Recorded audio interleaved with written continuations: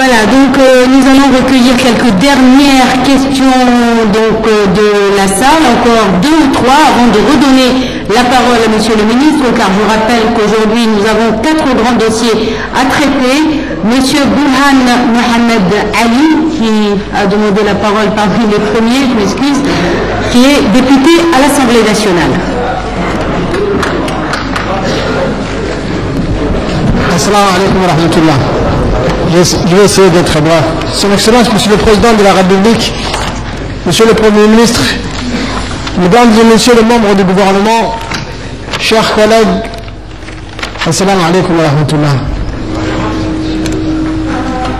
D'abord, je voudrais remercier Monsieur le Président, Son Excellence le Président de la République pour l'installation d'unités de dessalement de l'eau potable à Korangar. Merci, Monsieur le Président. Donc, ma question s'adresse à Monsieur le Ministre de l'Intérieur et de la Décentralisation. Moi, je vais essayer d'être bref. Ma question concerne la population déplacée du conflit de Andoli. Ceux qui sont les gens qui ont été déplacés vers Andoli, vers Korangar. Je demande au ministre de l'Intérieur, tout à l'heure il a brièvement cité dans son introduction, je voudrais que l'accompagnement d'assistance aux personnes vulnérables, donc depuis le premier jour, ces gens-là, ils sont toujours au même point, Monsieur le Président. Donc pourquoi, Monsieur le ministre, il n'y a pas eu de continuité dans votre action? Et c'est un merci beaucoup.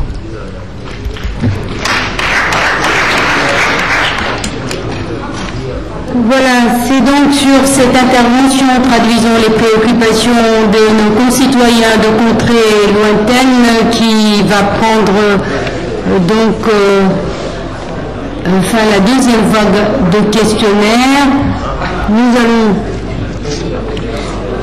J'ai là une trentaine de questions, nous sommes tenus par le temps. Je demande au chef de l'État et au Premier ministre de me soutenir dans cet exercice très difficile et très périlleux.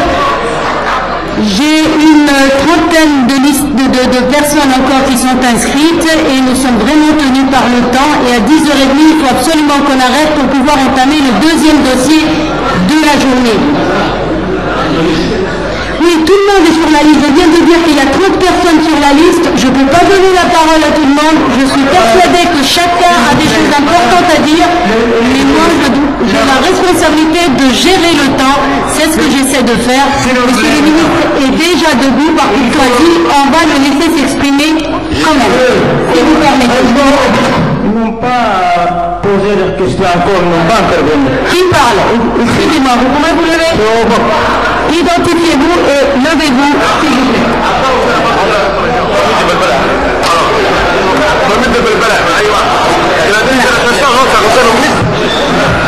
Moi, je vous dis mon souci et mes difficultés. Je vous demande d'être compréhensif. J'ai 30 ans et même pas 10 minutes pour laisser le ministre s'exprimer. S'il vous plaît, non, assez. Assez, s'il vous plaît. Écoutez, on est en train de gérer, parce que nous avons 4 interventions aujourd'hui, on est en train de gérer, vous avez eu déjà l'occasion de parler, alors s'il vous plaît, monsieur le ministre. La première question concerne, qui a été posée par Issam Mohamed au sujet de la naturalisation. Là, j'avais tellement de choses à dire, j'ai peut-être omis de vous dire que le service de la population est en train de travailler sur un projet qui a été financé par le président de la République pour le remplacement des cartes pour la première fois dans la République Djibouti. Les cartes seront remplacées par des cartes sécurisées avec des cartes à puce et contenant toutes les informations relatives à l'identité des personnes. Donc ce projet, les machines sont arrivées et installées. Actuellement, si vous poursuivez la formation, le service devra commencer le remplacement des cartes sous peu. La question, maintenant, je reviens à la question qui a été posée par Issam Mohamed concernant la naturalisation. Vous savez très bien que J'ai bien expliqué que la réforme qui a été entreprise par le président de la République pour rénover le code de la nationalité a entraîné un flux important de gens qui demandaient la carte. Et donc, alors que pour produire une carte, il faut 15 minutes. Donc, le service était submergé. La priorité a été donnée d'abord aux Djiboutiens par filiation, aux nouveaux arrivants qui bénéficiaient de la réforme et aux personnes titulaires de la seule carte de résidence. La question de la naturalisation, effectivement, vous savez très bien que la naturalisation, c'est une faveur, ce n'est pas un droit.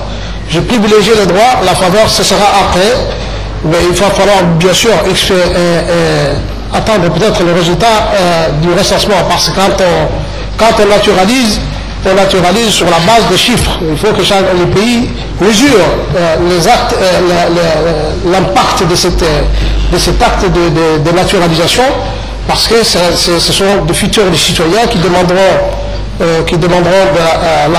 plus de santé, qui demanderont plus d'éducation, et il va falloir que le pays d'abord mesure cet impact et peut-être attendre la fin du recensement.